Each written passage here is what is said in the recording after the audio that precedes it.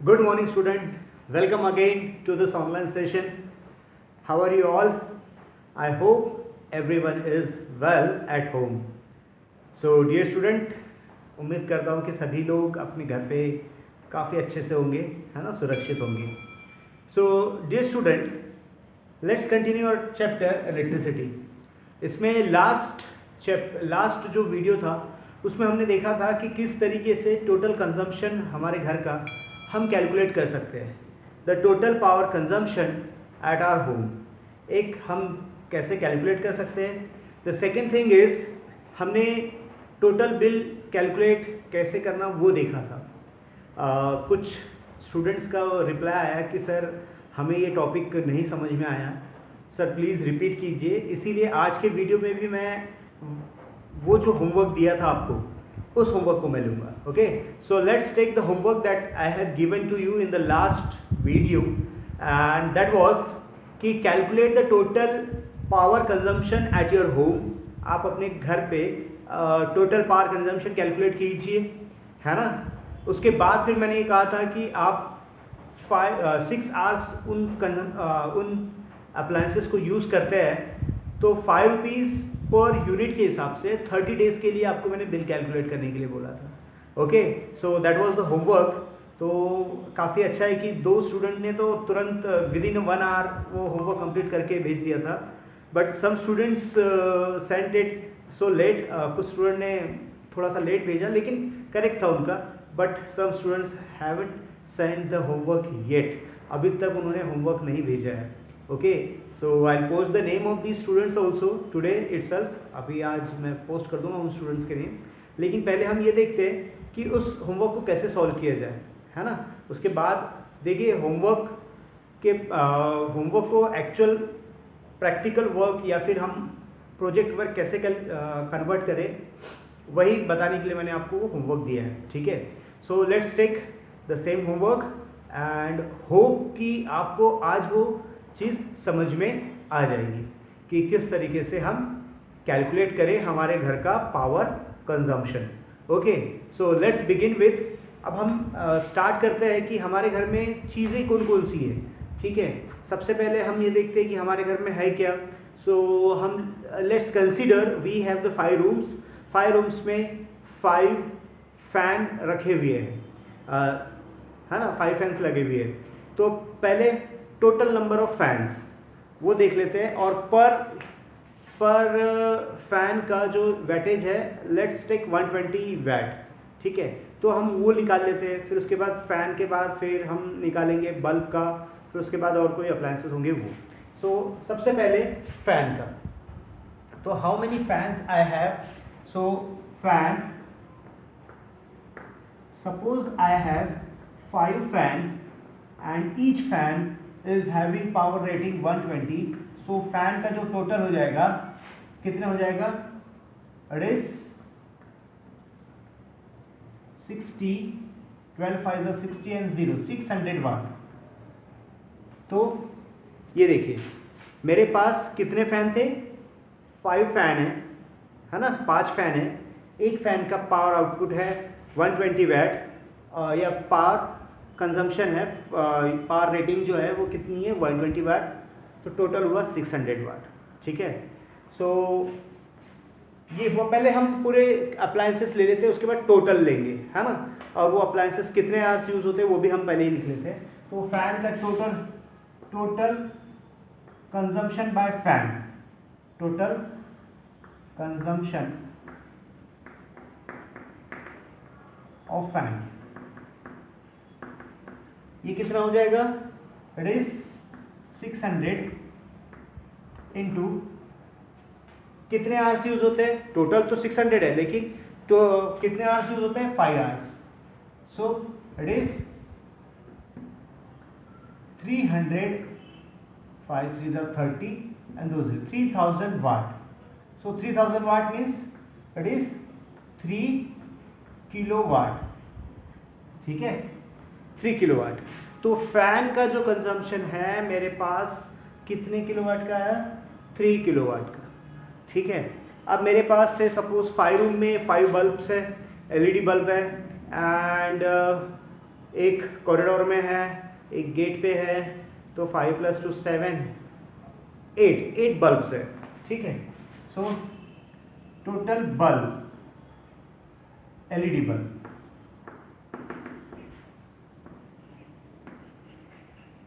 Total bulb जो कि 25 VAT के है, कितने हैं मेरे पास, कितने हैं, 8 बल्ब्स ले लेते हैं। तो 8 × 25, सो इट इज 25 4 100, तो 8 200। सो 200 वाट मेरे बल्ब का कंजम्पशन है, 200 वाट, ठीक है। नाउ इसका 3000 वाट ही रखते हैं, बाद में किलोवाट कन्वर्ट करेंगे। देन फैन हो गया, बल्ब हो गया, उसके बाद हम क्या लेते हैं, एयर कंडीशनर, एसी, 2 एसी लगे हुए हैं मेरे पास, ठीक है, और एक एसी का 2000 वाट, ठीक है। तो कितने एसी लगे, 2 × 2000, सो टोटल कितना हुआ, 4000 वाट। 4000 वाट मेरे एसी का कंजम्पशन हो गया। उसके बाद और क्या लगा, फ्रिज, फ्रिज से इट इज, और देखो एलईडी बल्ब जो है ये कितने कितने घंटे यूज होता है, ये सपोज ये भी कितने आवर्स यूज हो रहा है, मैंने क्या कहा था 6 आवर्स ना, तो ये बेटा 6 आवर्स के लिए निकालना पड़ेगा हमें, 6 आवर्स, तो ये कितना हो जाएगा बेटा, 6 6 36,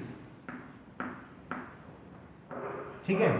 तो ये भी 6 आवर्स के लिए, ये कितना हो जाएगा, 6 2 12, एंड ये 6 आवर्स के लिए कितना होगा, 4000 × 6, इट इज 24 और 3 जीरोस, डन। देखो 3600, इट इज फॉर व्हाट, 600 वाट, ये एक फैन का था, तो 1 घंटे में 600 × 6 इज 3600 वाट। एलईडी बल्ब मेरे पास 8 है, और 8 बल्ब का कितना हुआ टोटल, 200 वाट, और कितने आवर्स यूज होते हैं, 6 hours, so 200 × 6 is 12। Now here AC मेरे पास 2 है, और वो 2 एसी 2000 वाट के हैं, तो टोटल कितना होगा 6 आवर्स के लिए, that is 4000 × 6, that is 24000 watt. So अभी मेरे पास, लेट्स कंसीडर दैट और I have only these appliances, ठीक है। तो total consumption here, total consumption, total consumption is equals to, total energy consumption देखते हैं हम। सबसे पहले फैन का देख लेते हैं, कंजम्पशन बाय फैन, फैन का कंजम्पशन प्लस बल्ब का कंजम्पशन, ओके, फैन का प्लस बल्ब का प्लस एसी का, ठीक है। तीनों का कंजम्पशन हम लगा लेते हैं। सो इट इज, फैन का कंजम्पशन कितना था, 3600 प्लस इसका था 1200 वाट फैन, ठीक है, बल्ब का था 1200 वाट, और एसी का कितना था 24, so it is 24000, done.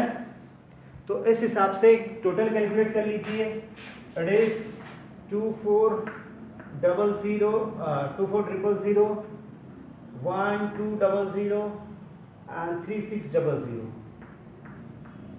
so it is 0, it is 0, 6 2 8, 6 + 2 8, 4 + 4 8 and 2, so it is 288,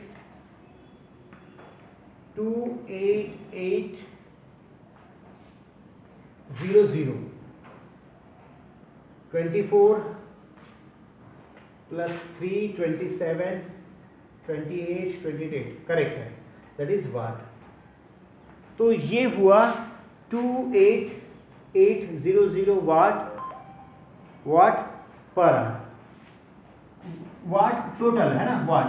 So now it is convert that watt into kilowatt, so divide by 1000, so it will be 28.80 kW, ठीक है, kilowatt.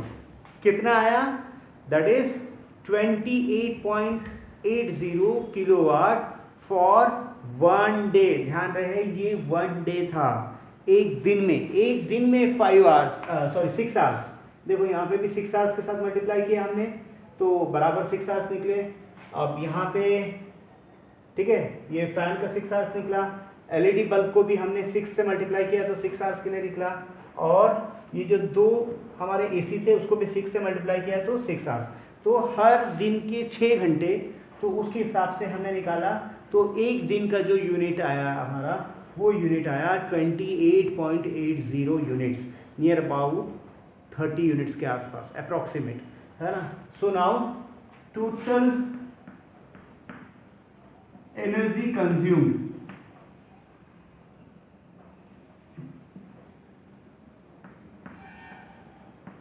total energy consumed for 30 days, for 30 days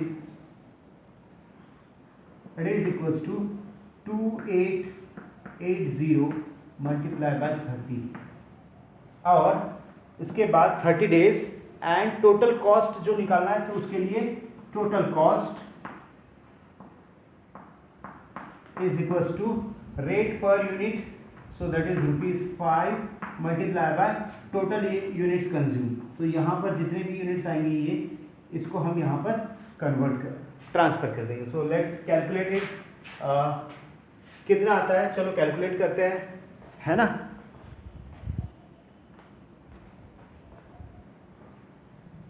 so here I have calculated it. So total is, पहले ये कितना आया, 864 units. कितनी units? 864, और फिर हम उसको मल्टीप्लाई करेंगे पर यूनिट कॉस्ट के साथ, तो 864 मल्टीप्लाई बाय 5 इज 4320। मैं आपको बार बार बोल रहा हूँ, ये सिर्फ आपका टोटल कंजम्पशन है, यानी कि कंजम्पशन कितना होता है आपके घर में। तो ये हुआ 4320। इसके साथ फिर टैक्सेस लगते हैं, टैक्सेस कितने परसेंटेज है ये आपको बिल पे मिल जाएगा, साथ में आपका रेंट लगता है, तो ऐसे मिलके टोटल बिल फिर वो आपका ये 4300 वाला बहुत आगे जाएगा, नियर अबाउट 6700 तक जाएगा। Okay, so this is the approximate value for the consumption. सिर्फ कंजम्पशन कितना है और उसका पर यूनिट कंजम्पशन के हिसाब से हमने कैलकुलेट किया। तो ये तो मैंने टोटल आपके जितने भी यूनिट्स आए थे, है ना, कितने टोटल यूनिट्स आए थे, 864 यूनिट्स। तो 864 यूनिट्स को डायरेक्टली मैंने 5 के साथ मल्टीप्लाई कर दिया डायरेक्टली, क्योंकि अभी आपको कंफ्यूज ना हो करके मैंने 864 यूनिट्स जो आपका मंथली कंजम्पशन है उसको डायरेक्टली मल्टीप्लाई कर दिया। लेकिन जब बिल कैलकुलेट होता है तो मैं बार बार रिपीट कर रहा हूँ कि डायरेक्टली 864 के साथ नहीं होता, उसमें स्लैब्स बने होते हैं। स्लैब्स का मतलब रेंज, यानी 100 यूनिट्स तक इतना रेट, 5 रुपीज़ समथिंग पैसे, फिर 100 से 200 या 300 तक कुछ और रेट, और 300 के ऊपर वाले के लिए कुछ और रेट। तो इस तरीके से वो टोटल स्लैब के हिसाब से कैलकुलेट होता है। हमने यहाँ पर स्ट्रेट सीधा कैलकुलेट कर दिया कि पर यूनिट कॉस्ट इतना है, तो टोटल यूनिट्स के लिए कितना होगा। हम वो भी न्यूमरिकल लेंगे, है ना, एज द टाइम परमिट्स, हम वो वैसा न्यूमरिकल भी लेंगे कि स्लैब वाइज कि इतने यूनिट से इतने यूनिट का कितना है, ठीक है। बट ये देखो काफ़ी ईजी है, और कई बार एग्जामिनेशन में भी पूछा जाता है, और एग्जामिनेशन के साथ साथ जब आप थोड़ा सा कॉम्पिटिटिव एग्जामिनेशंस के लिए जब आप प्रिपेयर करेंगे तो उसमें इस तरीके के क्वेश्चंस काफ़ी बार आते हैं, ठीक है। तो हमने सिर्फ यहाँ पर क्या लिया, सिनारियो ये लिया कि सिर्फ हमारे पास 5 ट्यूबलाइट, 5 क्या है यहाँ पे, सिर्फ हमारे पास 5 फैंस है, और टोटल एलईडी बल्ब कितने हैं, 8 है, इस तरीके से, है ना। So this is how we have solve. So काफ़ी स्टूडेंट्स को ये थोड़ा सा कन्फ्यूज़न था कि सर हम उसको कैसे कैलकुलेट करें, इसीलिए मैंने ये फिर से रिपीट लिया है। ओके, तो चलो अब इसके आगे हम दूसरा एक और एक क्वेश्चन एक स्टूडेंट ने भेजा था कि सर ये क्वेश्चन हमें समझ में नहीं आया, वो थोड़ा सा अलग है, so let's take that one. Okay, so dear student, this is the question. One student asked कि and the question is in the circuit shown calculate the total resistance in CE के पास का total resistance and then total current drawn from the battery, total current कितना जाएगा वो, and the current in each arm, यानी इस arm में और इस आर्म में टोटल करंट कितना जाएगा. This question is so easy. सबसे पहला जो पूछा गया है कि CE में कितना टोटल रेजिस्टेंस आएगा. सो टोटल रेजिस्टेंस कैलकुलेट करने के लिए हमें पता है कि both the resistors are connected in series. So total resistance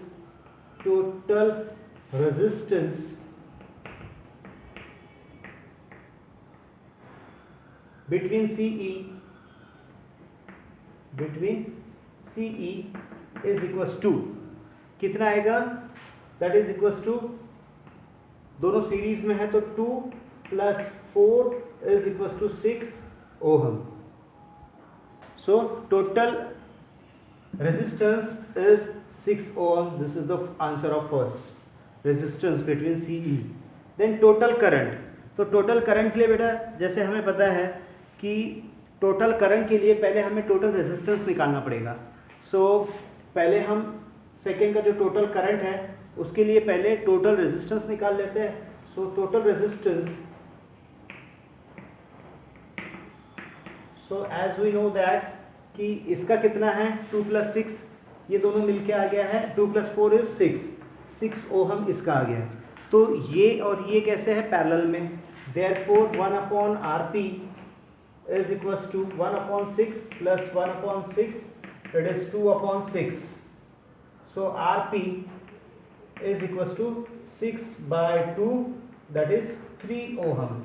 तो टोटल जो I है वो कितना आ गया, यानी टोटल R जो है दोनों मिला के कितना आया, yes that is 3 ohm. Now हमें करंट निकालना है, तो करंट निकालने के लिए फॉर्मूला क्या होता है, that is I is equals to V/R. So I is equals to V/R. V हमारे पास गिवन है बेटा, that is 3 and R is 3, ये हमने कैलकुलेट कर लिया. So total is 1 ampere current will flow. तो इसका आंसर आया दिस वन 6, इसका आया 1 ampere. Now third one, current in each arm. तो देखो ये जो टोटल करंट है ये दोनों में से जाएगा, है ना. यहाँ से करंट निकला, अब ये करंट आधा इधर और आधा इधर जाएगा. दोनों का रेजिस्टेंस सेम है, दोनों का रेजिस्टेंस कैसा सेम है, 6 है. अगर अलग अलग होता तो हमें अलग अलग कैलकुलेट करना पड़ता, लेकिन दोनों का रेजिस्टेंस सेम है. तो इसका मतलब टोटल जो करंट है वो दोनों इक्वली डिवाइड हो जाएगा, दोनों का रेजिस्टेंस सेम होने की वजह से. देयरफॉर हाफ, दैट इज 1 का हाफ कितना होता है 0.5 ampere current will flow from each arm. Done. तो दोनों में से कितना फ्लो होगा 0.5 टोटल मिलके 1. तो इस तरीके से 1 ampere current will flow through each arm. तो ये हुआ बेटा कि किस तरीके से कैलकुलेट करें. पहले हमने टोटल रेजिस्टेंस निकाल लिया, तो 2 + 4 is 6. फिर उसके बाद total resistance of the circuit निकालना था, तो हमने 6 और ये 6 दोनों पैरेलल में थे, तो 1/6 और 1/6 करके वो निकाल लिया. So that is equals to 1. और टोटल रेजिस्टेंस आने के बाद हमने टोटल करंट जो है वो कैलकुलेट किया, तो दैट इज 1 एम्पियर. और दोनों का रेजिस्टेंस इक्वल होने की वजह से दोनों में से सेम करंट जाएगा, तो that is half and half 1 ampere. Okay, तो ये इस तरीके से एक और न्यूमेरिकल हुआ. Dear student, if you have any difficulty you can ask to me. Okay, आज के लिए इतना ही. होमवर्क आपके ग्रुप में. Thank you.